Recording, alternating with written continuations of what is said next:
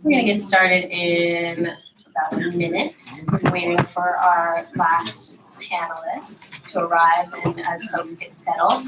Here we go. Okay, great. Well, welcome to the afternoon session of the Engage Symposium. My name is Leigh Raiford. I'm an associate professor of African American Studies at UC Berkeley. I'm very delighted to be here as part of this conversation, which has already been incredibly rich, and it's given us a lot to think about. This second panel, this afternoon panel, is on, hello, hi, nice to meet you. I'm Leigh. Kori. Nice to meet you. I'm so delighted. Is on art and artists as social change. And so I'm going to start by introducing our panelists, and then following in the footsteps of the illustrious Dr. Jacqueline Francis, who always sets the bar high. I had to come up also with an acronym for my in this afternoon session, so I will do that. No, really, just it's WWJFD. Like, what would Jacqueline Francis do? So moving to my left, always to the left. Kori Newkirk is an artist who creates mixed media artworks inspired from cast-off objects and unpredictable materials. Kori's work has pushed ideas about Black art, about Black representation, alienation, and cultural memory. Kori received his MFA from UC Irvine in 1997. Irvine is represented really strong today. And his BFA from the School of the Art Institute of Chicago in 1993. In addition to a monographic survey at the Studio Museum in Harlem in 2008, and the Pasadena Museum of California Art also in 2008, Newkirk has had solo exhibitions at the Project in New York, Black's Art in LA, MC Los Angeles, Museum of Contemporary Art in San Diego, Locust Projects in Miami, Florida, everywhere.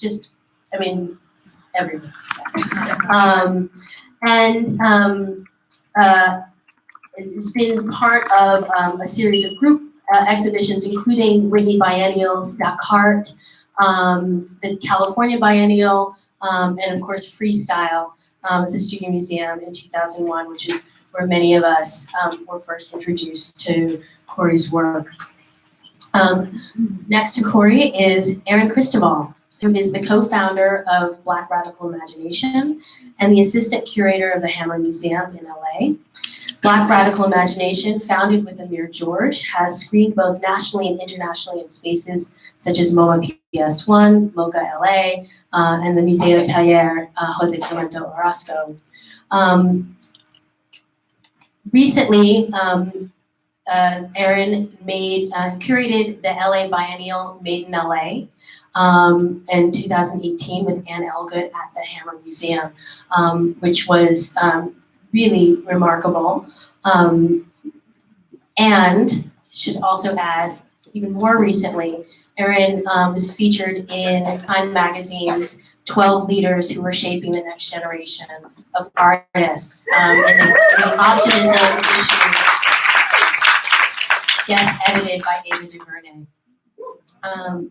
And last but not least is Dr. Bridget Cooks, whose book, Exhibiting Blackness, has I think is one of those books that in a sense was sort of ahead of its time, and I think people are starting to catch up and figure out exactly the kind of rigorous work, the history, and the important, poignant questions that we need to take up.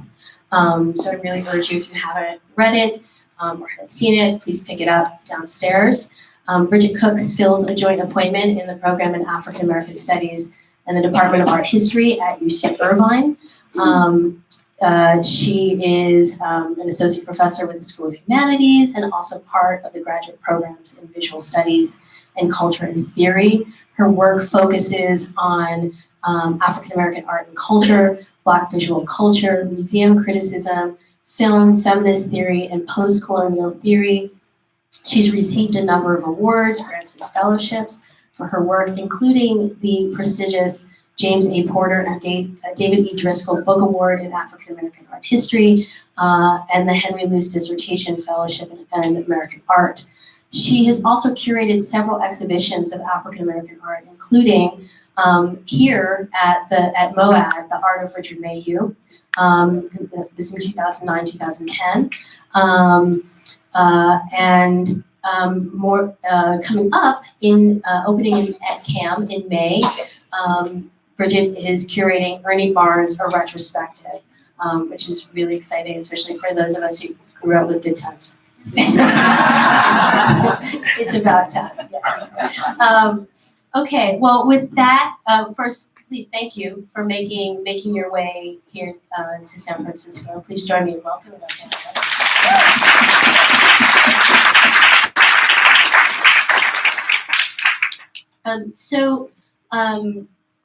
Jackie started the morning panel with questions, the sort of keywords: mentor, origins, audience, and dreams. And I want to follow that great model and think about markets, organizations, art and activism, and diversity versus decolonization.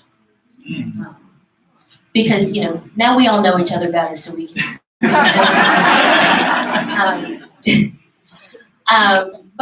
But of course, I'm going to go out of order. So let's start with arts and activism, and you can.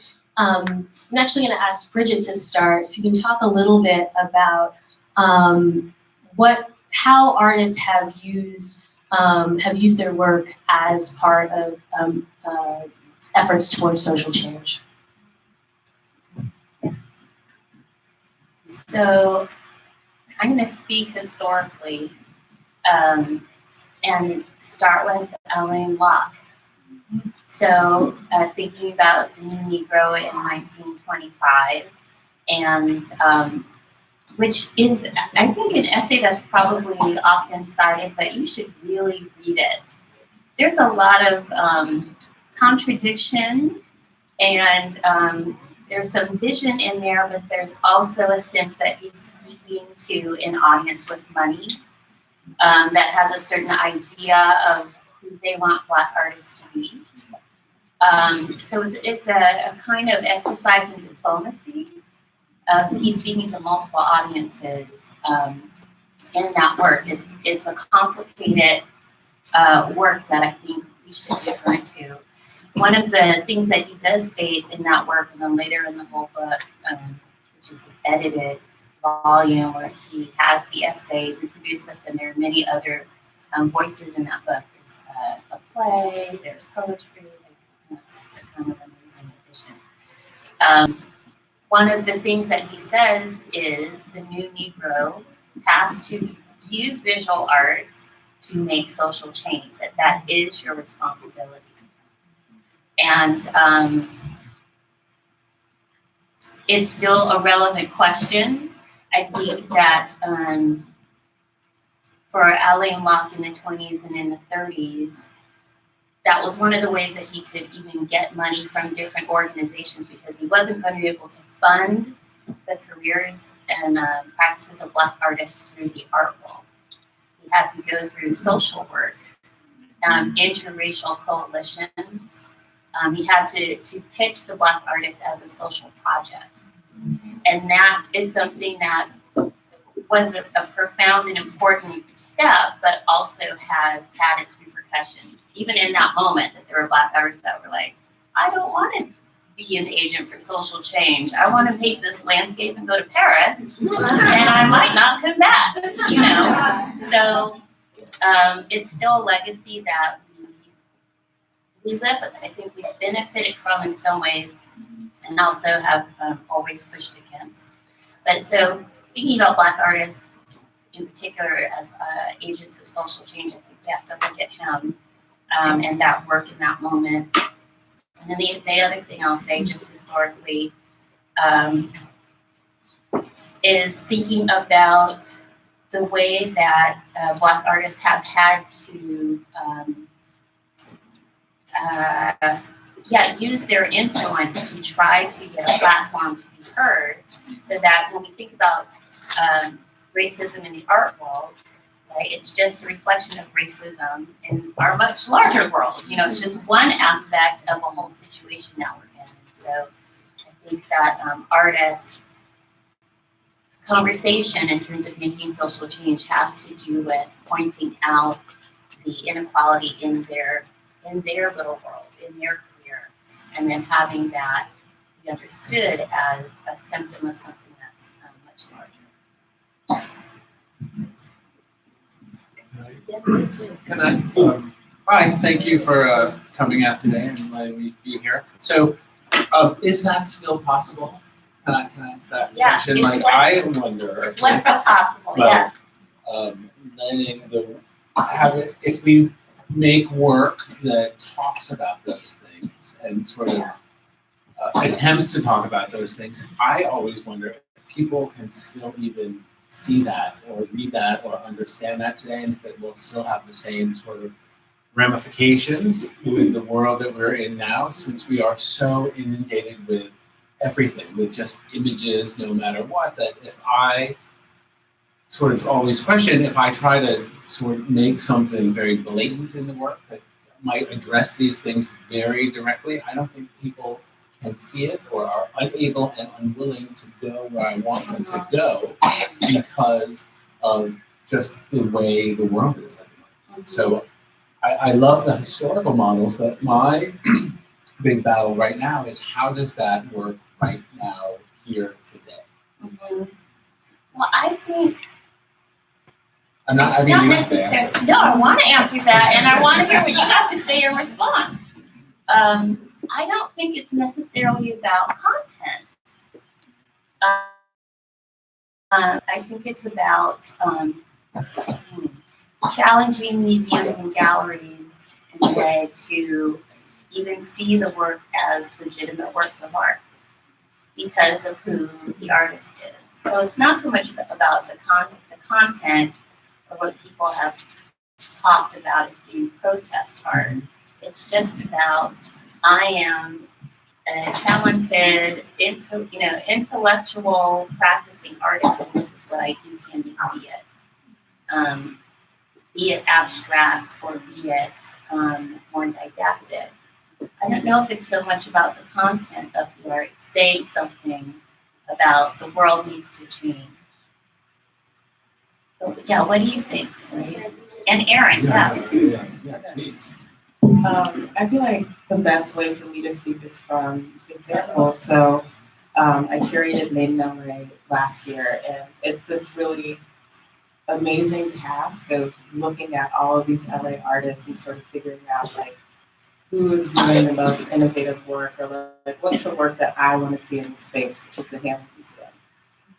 And so obviously I feel like that Made in LA in particular was largely affected by the recent elections back in 2016. And so we just naturally noticed that a lot of artists were making concerted efforts to respond to the backlash of that, the sort of socio-political issues of the time. But not only that, like these were artists who had been responding to these issues because they were not only artists, but people who have been affected by these issues their entire lives.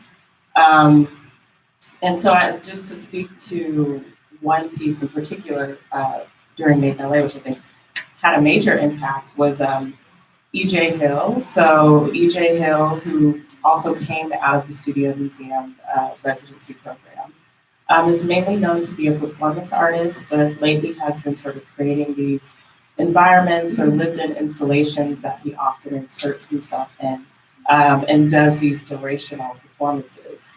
And so considering that, you know, he was someone born and raised in LA, he really wanted to respond to his educational experience in that city. And so he had attended 7 different schools in LA, you know, some that he had gotten kicked out of for various reasons or some that he left. And so what he did leading up to the show is he ran what he called victory laps, which is he ran a lap around every school that he attended for however many years he attended those spaces. And for him, that was, in most cases, actually, the first time he had been back to some of those spaces. And so it was kind of like very therapeutic, but also traumatic to return to some of these spaces for him, especially being a Black queer man in some of those spaces. And so anyways, he created this installation, which included images of his runs that another artist, Texas Isaiah, took. And then he created this platform in the middle of the space. And the platform was kind of modeled after this like Olympiad, like first, second, and third place. And as we were getting closer to the show, he was like, you know, I'm having this urge. And I was like, oh, here we go. You know, when EJ goes there, he goes there. And I was like, okay, what are you thinking? And he's like, I think I want to stand on that first place for the whole 3 months of the show. And so, you know, we had to really think about that. And I think, Bridget, to your point, it's like, what will certain institutions allow in? And, you know, what is, I think for us, it was more so like safety concerns, like, you know, this person wants to do this for 3 months. Like, what does that mean from us as a museum in terms of how we become a steward, not only to an art object, but to a human being? So anyways, we went through with this and he stood on that platform for 3 months. And basically what he did is during open hours, he stood there, he didn't take any breaks. That means he didn't use the restroom. That means he didn't eat during open hours. And he would go into sort of phases of meditation. This was like a very spiritual experience. And not only that, he was in his own space. So people started coming in and responding to the work. And I think when we think about like social agents of change, I think that was one of the most impactful art experiences I've ever had. I mean, people would walk into that space, they would start crying, people would pray to him, people would bring flowers and fruit and sing to him. And so it became this space that was so beyond what an art museum is or was. And I think it was very much an important transitional point for us as an institution to kind of embody what is possible. And so I just think that that was just such a perfect example of like what art can do and the power of it, and how no matter what race or class you are, if there's something about the human condition and the impact of that condition that's felt through the work, then it's impactful. Thank you. I mean, I think also what we're talking about, one, are sort of change over time, right? But also what kinds of change different artists or different communities or who individuals are asking for, right? So thinking about Locke, kind of looking toward to art as a path to citizenship, right, and inclusion. Whereas I think EJ's work was really about reclaiming spaces, taking up space and making space for all of us to kind of recognize the trauma that that racism, that this society inflicts upon racialized bodies, right? So I think maybe the question is what kind of change do you see as possible within your practice? And maybe this goes back to your question to your provocation, Kori, about what is it that we can ask of audiences or expect them start to really engage in the work. Yes, I am. um, If you wanna Yeah, give no, it back with a question, we'll do that. goodness, that's a tough one. So let's can we break this down? Sure, Thank you. It's gonna do this upcoming day. Yeah, we would. So the first question. Well, I'm thinking, I mean, we can even just talk about your work, that we're looking at right now, right? Sure. Yeah. And thinking about, as, the use of materials is an abstract work, right? But it also demands, it is demanding some knowledge about memory, about community, about how we represent Black people in certain spaces. I think. I mean, no. Okay. I would totally agree. Perhaps it is that these things are innate to me in some regard, and so as much as I don't want to sit up here and say I don't necessarily think about them, I think that they're so internalized in the production of this work that it's sometimes might be stilted in the conversation in the way that I articulate those things, but. I think that work and most of my work, I expect that the viewers do some work, right? That not necessarily, they don't have to bring anything to it, but that the work in itself is going to ask you some questions and pose some problems, pose some things to the viewer that might not be immediately apparent. I always imagine that the work that I make comes to people at around 3 a.m. when they can look at it first and hopefully appreciate it for just what it is, and it can operate through giving visual pleasure. But that I understand that there are people who are unable and unwilling to go where I want them to go in understanding that work. But that's where the 3 a.m. thing comes, and they might sit up in bed. I always imagine and go, oh my goodness, that's what that work is.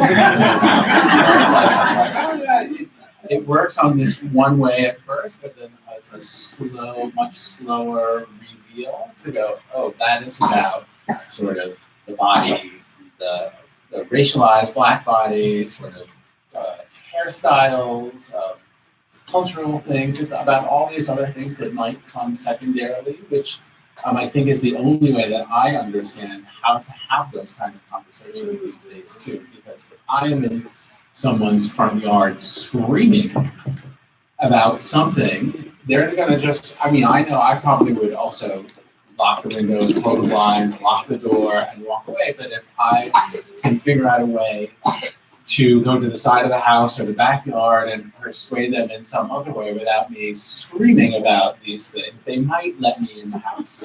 And so I might have a way to start that conversation about some very difficult or uncomfortable or not daily conversation things that I'm really trying to talk about. I don't know if that helps. Yeah, no, it absolutely does. To those things. And the second part? Oh Lord, I just had it on my own train. Right. Yeah. Well, thank you. Thank you, Bridget. Thinking about, what is it that we are seeking to change, right? Because I think that there's also, we're not always on the same page about, about what we're hoping for, right? Right. Well, that sort of collective idea of social change. I'm not a really good team player in general. I think the notion of being an artist doesn't necessarily put one in that position to always be that to be like solo occupation, perhaps. That it's a lot of time is spent alone, sitting, looking at things. So those conversations tend to be not insular, but aren't always shared, and perhaps they only get shared when the work leaves the studio. But I don't know how to, what I'm necessarily trying to change. Certainly, I'm still just trying to freaking survive.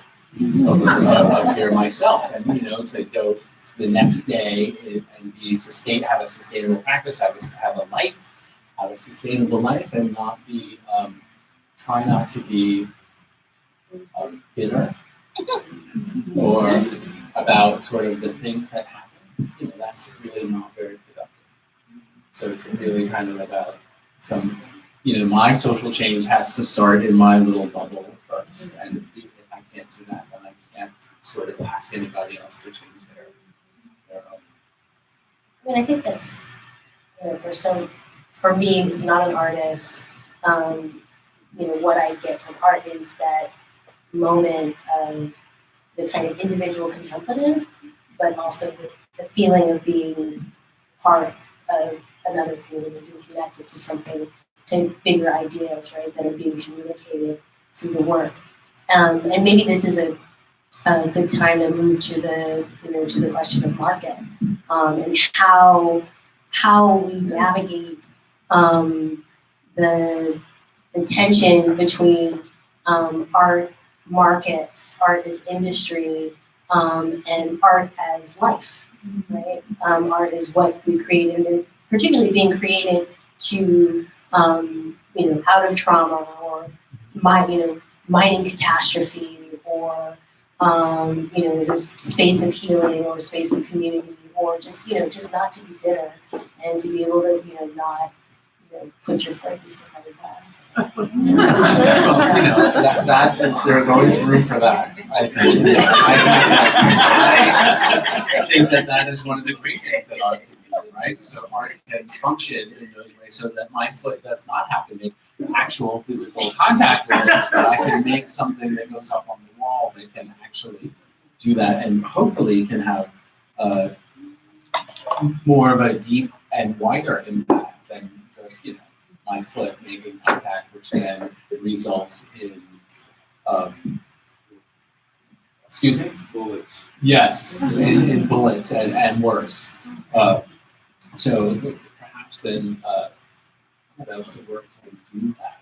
But it's hard because no matter what happens, I think in terms of the art market or sort of making the work, that as soon as it's out of my hands, I lose all control. Right? I lose all control of that message. It can be in the context, it can be in the content, but as soon as it's out of my hands, I have lost control, and those things tend to have a life of their own. So I think about even just the notion of social change in terms of visual things, it can go either way, right? It can be super positive or it can be super negative in that way. So it's always a fraught discussion, and sort of interesting to see which direction that it ends up going. Erin and Bridget.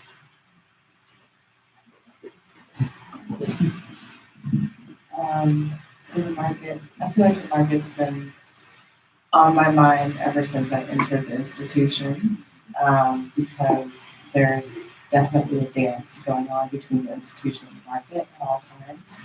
And I think the sort of middle person in that are the board members of the institution in terms of what they collect, what they eventually give to the institution, and essentially how they help shape our thinking in terms of being as important. And I'm so happy that Naima brought up sort of just this trending issue that I think a lot of us are thinking about right now. It's like, it's this incredible moment for Black contemporary art, but it is a little troubling because you wonder, like, is this just a trend? Will people's work get flipped eventually or go to a secondary market? Because that's a reality as well. And I think there's kind of like two things I'm thinking about. I've been wondering like why this is the moment for Black contemporary art. And I think a big part of that actually has to do with the Obama era and sort of being a very direct visual idea of what Black excellence is and can be. And I just think that era in particular gave so much inspiration to Black artists, and not only inspiration, but agency to just make their work. regardless of the situations that they may be in. I think particularly of this image of Michelle Obama posing in front of an Alma Thomas in the White House, and thinking about how that was probably intentional for her, because that picture gets historicized, therefore Alma Thomas gets historicized within a larger canon. And so I feel like we're sort of catching the residuals of that era, and I think that's why Black contemporary art is sort of at this point right now. But just sort of to go back quickly to board members, the Hammer just gained their first ever Black board member. And I want to talk about that. And I told my director I was going to talk about this, but I think that's interesting, first off.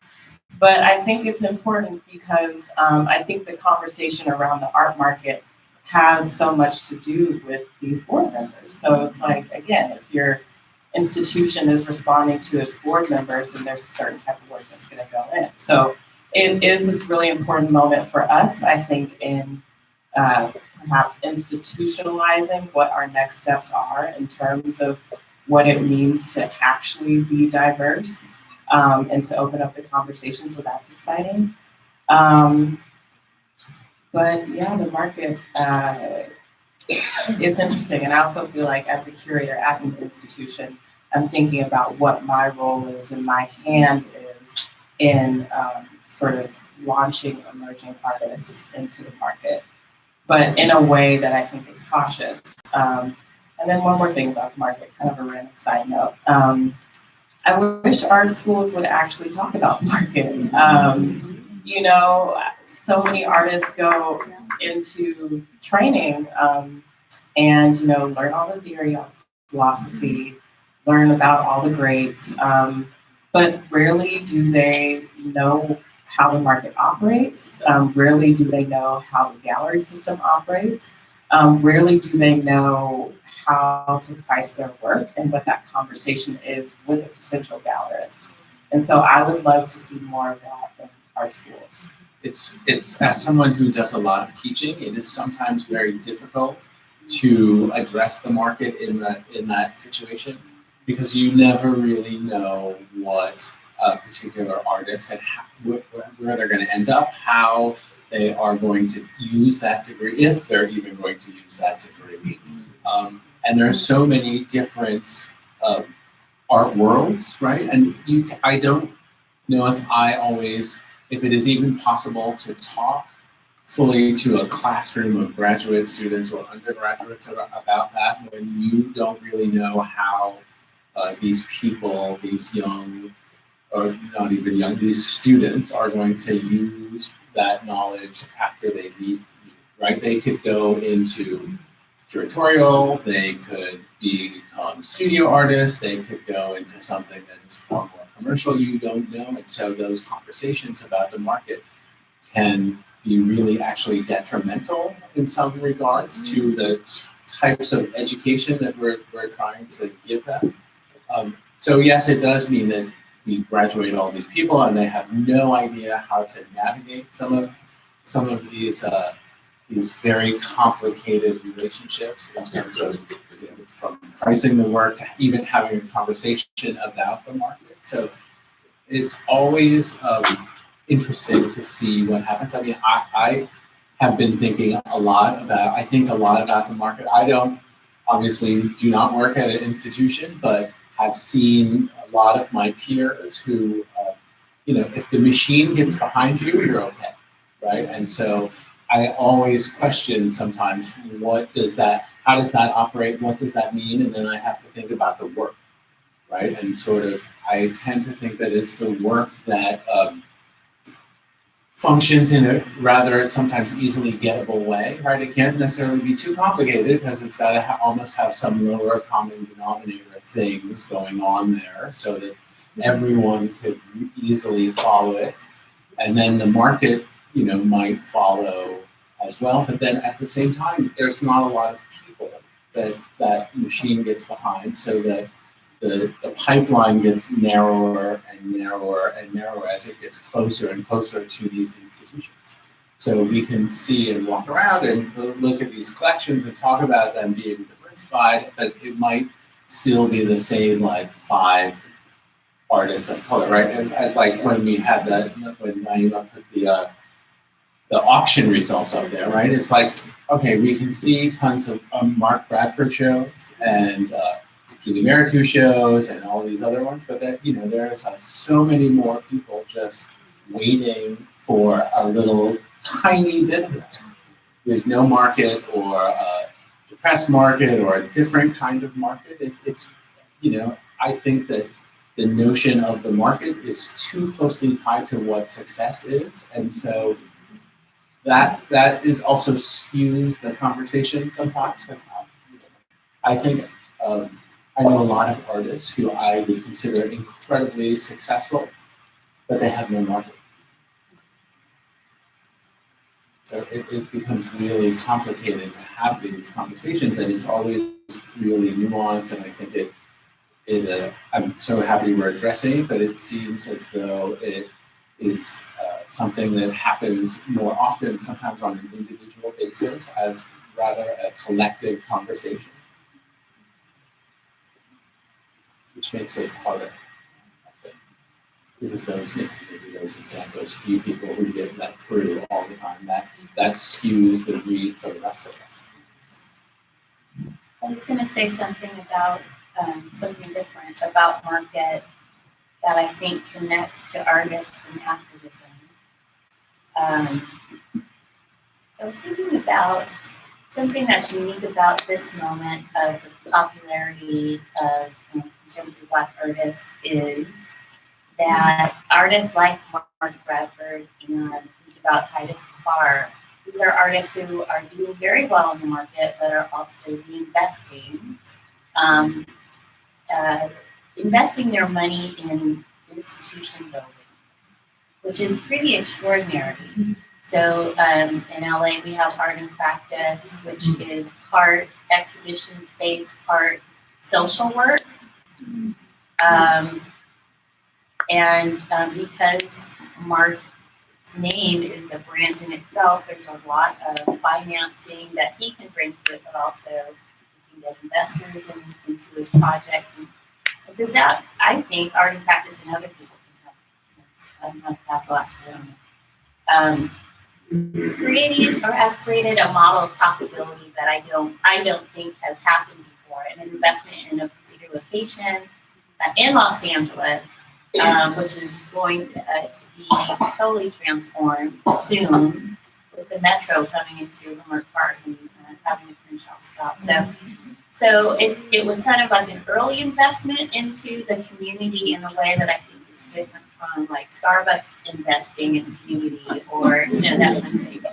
And then Titus Kaphar in New Haven, Connecticut, has this project called Next Haven, where he has fellowships for emerging curators and recent MFAs. It's called Postmasters.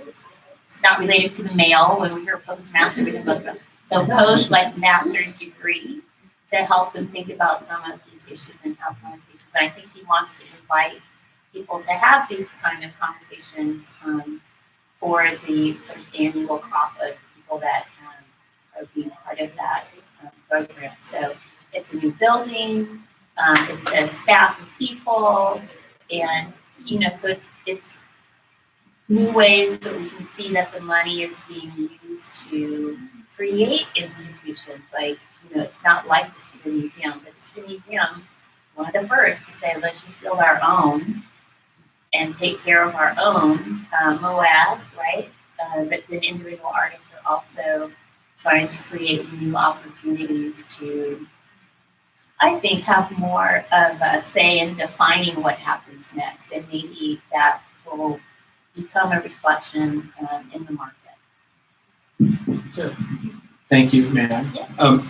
And I along those lines, I started to think about the Astor Gates and Chicago, and the things that are going on in Chicago in that way. But then my mind just went to the question Yeah. of, as artists of color, are we being asked or tasked to build these institutions ourselves? Are these same sort of expectations brought to bear on other parts of the creative population? Right? Are they, I think Well, that's always. But so is a question, Kori? Is this part of the burden of Black excellence? Perhaps. Yes. Okay. I mean, who else is going to do it? Oh, that's right. Right. But We're on the same page. No, I'm just no, saying it out loud. Right. But I think that these artists, they weren't born with so many advantages. Like they've scraped and climbed and are at a point where now they can see, okay, can I do something for somebody else in a formal institutional way? And I think that that's new in this moment, something that's different from 1920s, 1930s, and we do look to the Studio Museum as incredibly ambitious in having the residency program that has been consistent, and now that's the place it's almost like,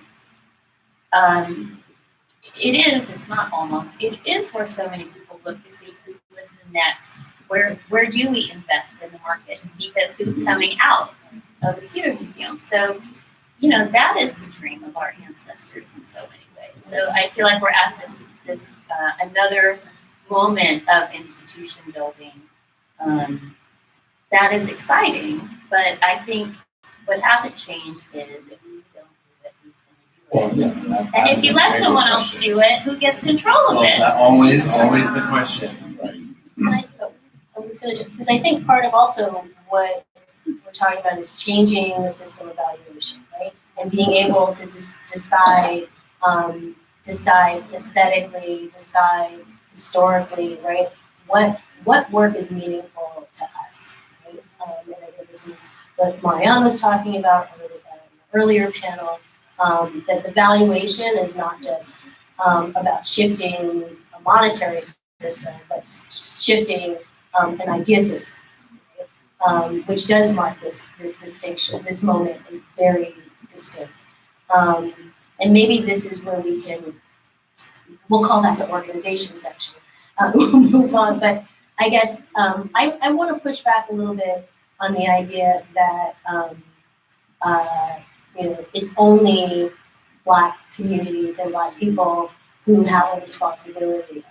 In part because we know that this country and the rest of the world is built on Black labor, right? Cultural labor, physical labor, etc. Right? So what pressure do we then put on non-Black institutions to start to address these needs? And how do we do that? And I think this is the question. Are we asking the institution or pushing the institutions simply to include us into a traditional narrative and make more space for us at the table, or do we reconfigure what those institutions look like? Well, is it also not a question of should we, right? Mm-hmm. Like, is that even like, is it better to just be like, fine, you don't want me, we can go make our own thing?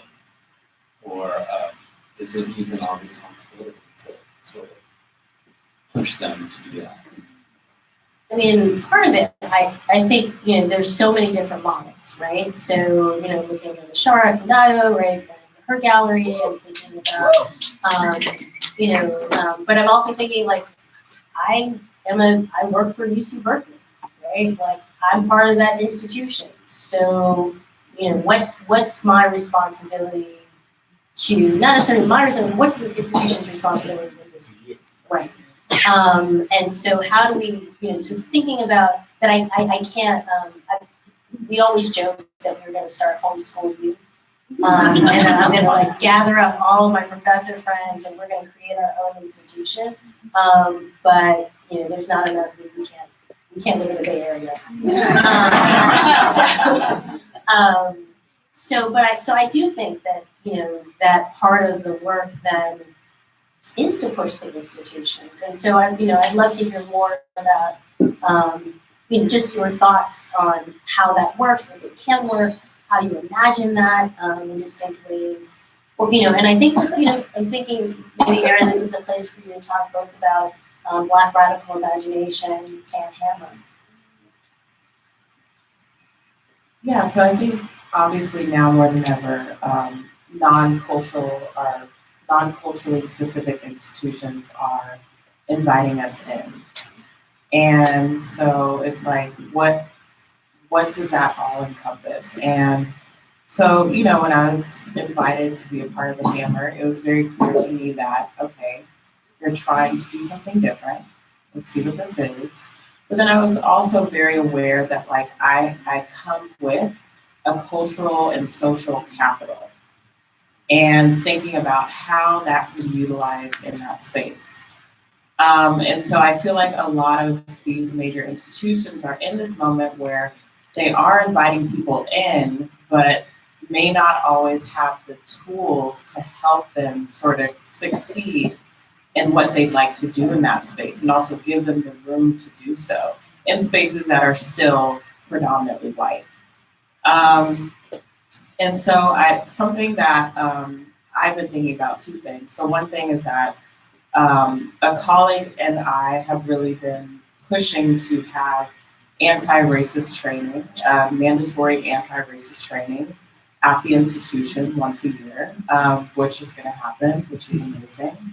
And I think that hopefully will be a space where people will start to develop tools and language to have better conversations around these issues, and not be in a space where we're simply looking away, where there's sort of a guilt that's hanging over someone so they don't want to address the issue. It's like, let's actually address these issues, because that's the step that's going to get us to the next step in actually fulfilling these sort of modes of diversity and inclusion.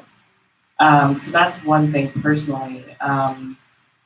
And let's see, I think in terms of responsibility, so one thing that I always sort of bring to the table is, if we're a public museum, we have a civic responsibility to the city that we're in.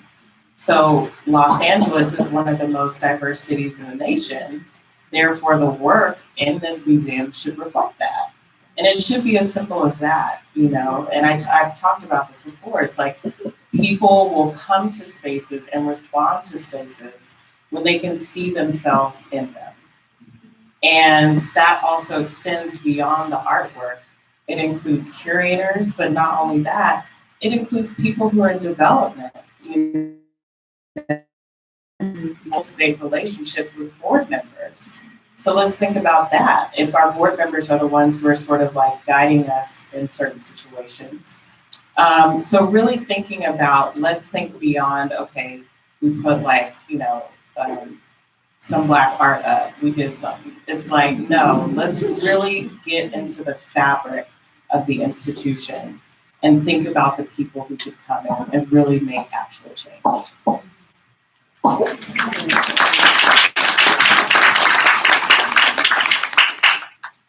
just briefly say that we need to have the change from the internal, like Erin's talking about, but also the external.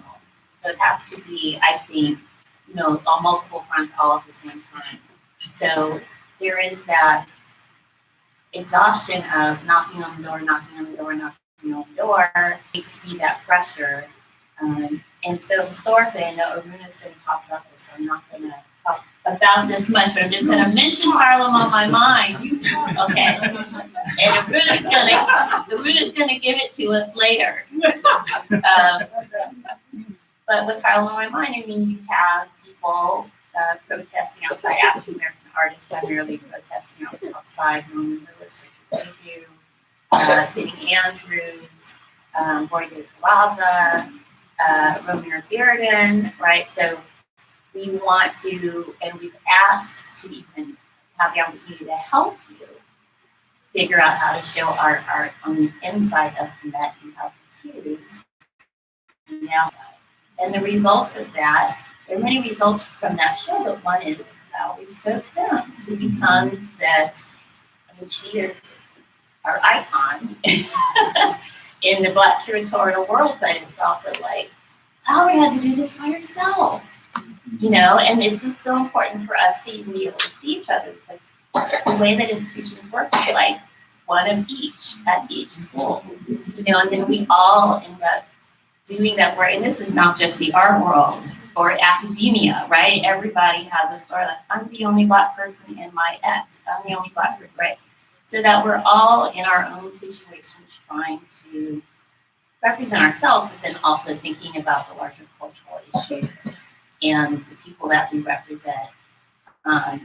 So, you know, we think about that kind of pressure when you're the only Black person in your environment, and how important it is where we can talk to each other and just see each other, because so many of us are working for the state, right? We are working from the inside, and then we are maintaining those connections with the outside, because we're always already on the outside. You know, we're always already in those places. So it's a lot of that. I mean, I saw a shirt, and I'm going to buy it, that said, I'm too tired to code switch.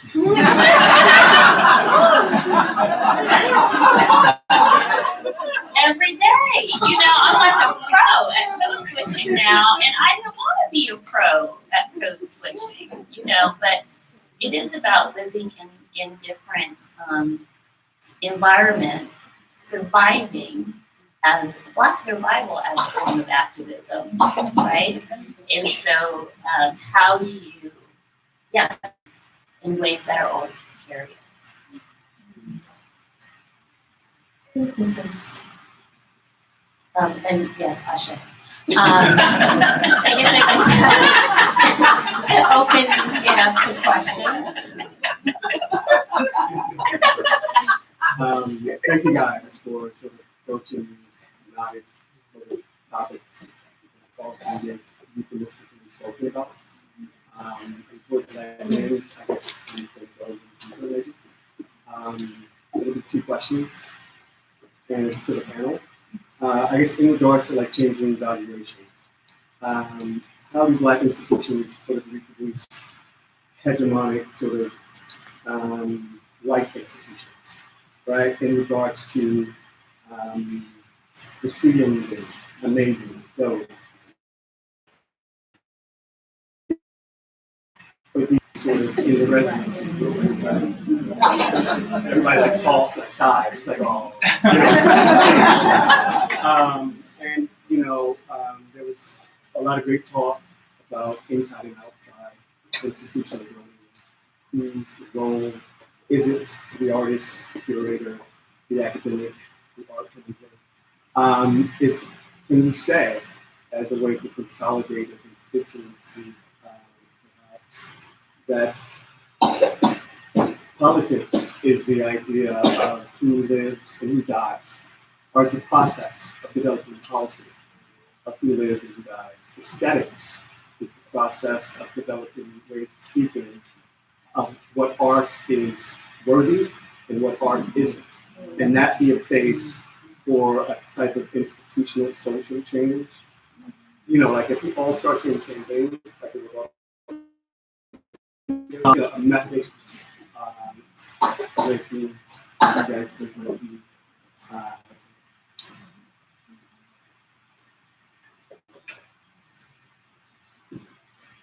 well, first, I would just first say that I really doubt. I don't think you have to go to Yale to be a resident in that program. Luckily, you know, you don't have to.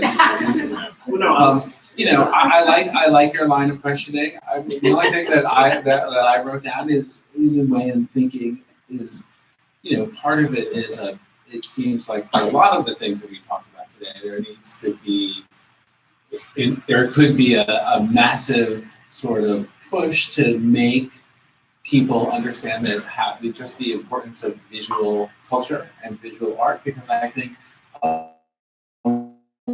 things were there. All they are important. We are a very small group in a much larger situation, and that when we go out of here, I don't know if people have the people on the street think about art as important, right? And I think in order for some of the things that we've talked about today, I think that idea that this is a vital, important thing that we all need, and that needs a level of respect from, birth on up. Until that changes and everyone can understand that this is important as air to our survival, to our mental well-being, to our health, to all of that, a lot of this stuff is never really going to change, right? Because that sort of ties back it also, right? Because then there'll be more money for all these things to happen, and then perhaps some of these larger institutions can finally start to change, and we can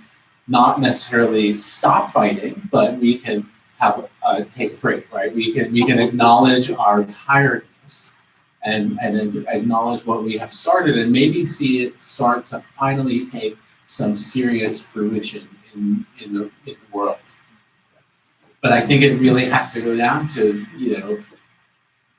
I think a lot of people think that in order to make art, you need a lot of, it's a leisure activity, it is frivolous, it is not important to the survival of people every day. And I think once that changes, if that can ever change in that way, we're gonna keep having these kind of conversations, no matter what color or whatever, until this discipline is recognized in a much greater way by society at large. These conversations will continue to happen. I had something to say about artist social change. And Erin, I didn't talk to you about this, but you might want to say something about love is the message and the message is death. So thinking about Arthur Jafa's film, there's something I think about that film. Well, I'll just say the way that I perceive it, because it might not be the truth. But I perceive it as a kind of an underground film that, in a way, has brought together so many African American people because of the way that in that work, as an artwork, he's pulling violence on YouTube, social media, but putting it together in such a way, interspersed with moments of Black love and intimacy, that it's a way of, I think, for many viewers, of showing how we're all stuck in this moment of trying to process, what we talk about when we talk about Black girl magic, or what we talk about Black excellence. Like, how are we living in a moment of extreme Black violence without punishment, celebration, and easy access of watching anti-Black violence, we say that, anti-Black violence, not Black violence, right? With extreme love and the impossibility of Black beauty. That to me is another example of how we might think about artist social change, because it's kind of like, have you seen Love is the Message? And if that person's seen it, it's like, yes, and there's something for me about watching that film, talking to people who watched it, that it's like, we're not alone. There's something about the alienation that is relieved for a moment, because you can see that an artist, with his talents, particularly him, in this example, is helping us process something that we're all trying to survive.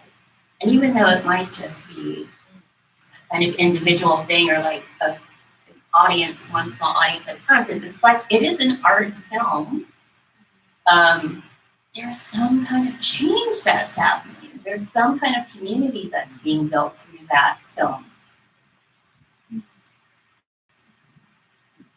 I feel like, I guess like my general was just considering like film and video as a medium and the power of it. I think regardless of if it's avant-garde or experimental, that medium in particular has been this sort of digestible social media for centuries. And that always takes me back to thinking of, I went to film school, and the first time I watched Birth of a Nation, which is by D.W. Griffith, who is actually, people consider one of the forefathers of Hollywood, who was also a part of the KKK. And so he made this film at a time where people were actively, migrating to the U.S. and were using theaters and cinemas as a space to, assimilate or learn how to speak English, And so these spaces were not only sort of passive spaces where we viewed things for entertainment, they were actually educational spaces. And so because he knew that that's the way that these spaces were working, he made this film basically about this Black man who rapes this white woman. And so you sort of see the immediate impact that may have on someone who, has just arrived here and is making the assumption that, oh, this is what Black people do, this is how they act. And so I think that Arthur Jafa's Love is a Message is this beautiful, not necessarily response to that, but just like it's in conversation with that. And the way that he sources media from all of these spaces that we recognize, whether we're in the art world or not, YouTube, social media, these are all moments and people that we can relate to. And I think there's something just so simple about that makes that sort of cathartic experience.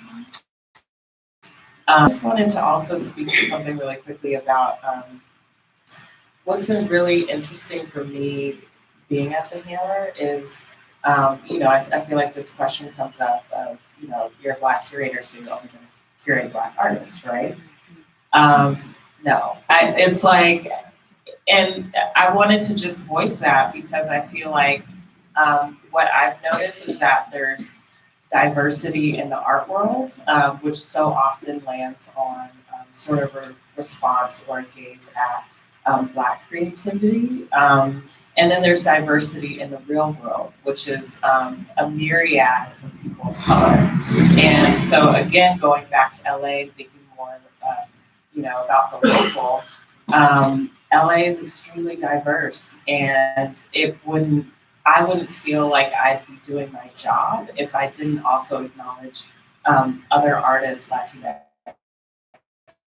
artists, Asian, Middle Eastern artists. I mean, there's so many different people, and I think that has helped me create a larger context of what the Black experience has been for me, being in conversation with other folks in other cultures. And so my sort of mode now is that I will always curate from what I consider to be a Black radical tradition, but my curating will sort of extend beyond with engage with other people. So I just think that's something that feels really important to me to express. Thank you guys. Bridget, you kind of expressed the idea that aesthetics is a life or death situation with Arthur Jafa's video, The Point of Politics. And Erin, thank you for sort of talking on how telecommunication is art, and we are all exposed to art. Art is very popular, very much. We have time for one more question. I'll make it short and really short. So thanks to everyone for being here. Thank you for bringing this out. This is really excellent. I did hear you guys, you mentioned technology a little bit. I kind of wanted to go back, so piggybacking technology with what you said earlier about art school needs to teach about the market. I agree with you. And I'm curious to know why you felt like I learned calculus, right? I don't use it. I don't use it like at all. At all ever. So I kind of feel in the same way that we should at least, or it's the responsibility of art schools or other institutions to say this is what's happening. This is a part of the art world. This is what's going on, and then allow them to make their own market. I think with technology, people can make their own market now. They don't necessarily necessarily have to stay in the pipeline of these institutions. They can pop up in an old parking lot that used to be a warehouse for food or warehouse for storing too much access goods, and now all of a sudden each of those little bunkers or rooms are little galleries, and I think that's pretty rad. And people are selling art that way, and they have their own specialized market. I personally think a lot of these institutions will be dinosaurs in the very near future, because they're not going to change quick enough, and they're going to still be dealing with kind of like colonialist mentality. So yeah, why not let them be the fuel for people in the future? But if you don't teach them, feel they shouldn't be taught, then you're upholding a system that has been oppressing us for a very long time. Because information and exposure to information is really the key, and then they can do what they want. No? It's what really you too, I mean, but anyway. Why don't we just take that other comment and then, was there another question?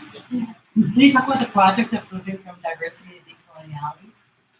Oh, yeah. Let me get that one first because it's kind of related. I think it is, it's, oh, sorry, great.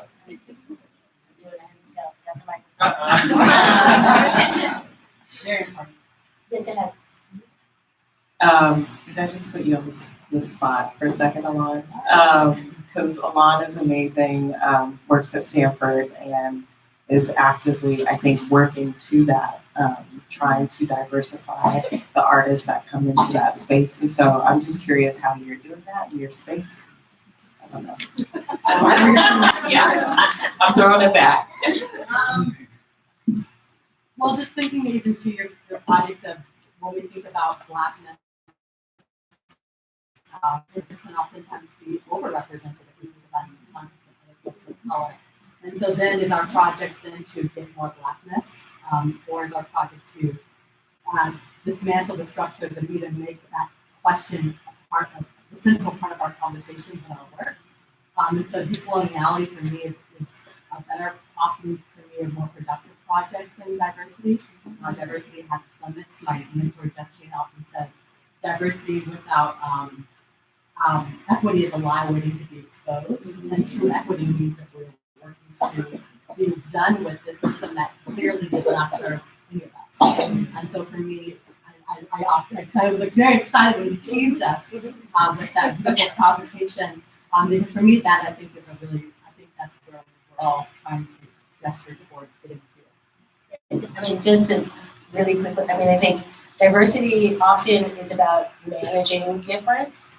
And Fanon says that the process of decolonization is about disorder, right? And so what does it mean to like undo all of the systems and all of the thinking? And, you know, it's terrifying, but it's also, right, it's creating art in those unused spaces, those pods, right? It's making your own markets, it's imagining new worlds, which is so much, I think, what brings us to art in the first place, right? So, you know, but I'm also really excited by all of the work that is happening that gathers us in these places, that helps us begin to have these collective imaginings of what freedom and possibility and equity can actually do. Okay, I guess that was, sorry. Thank you so much.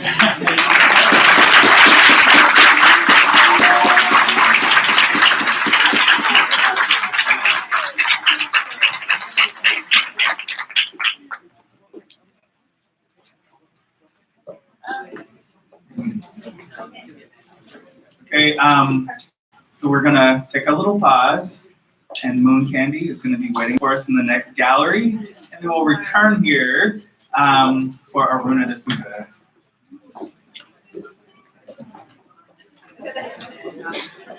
Thanks to me.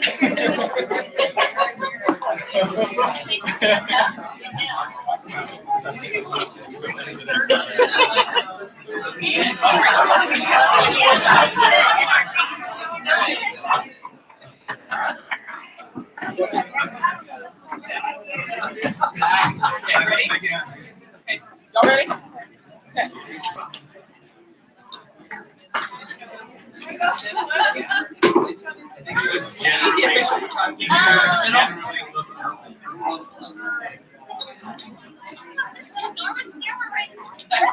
You gotta get you.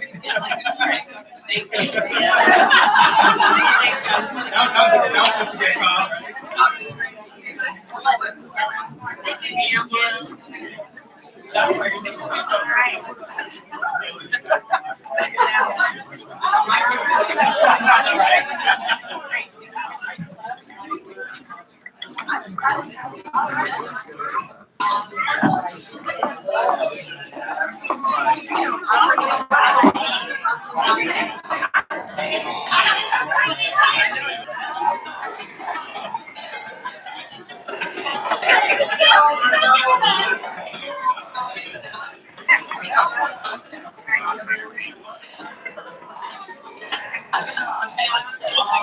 called,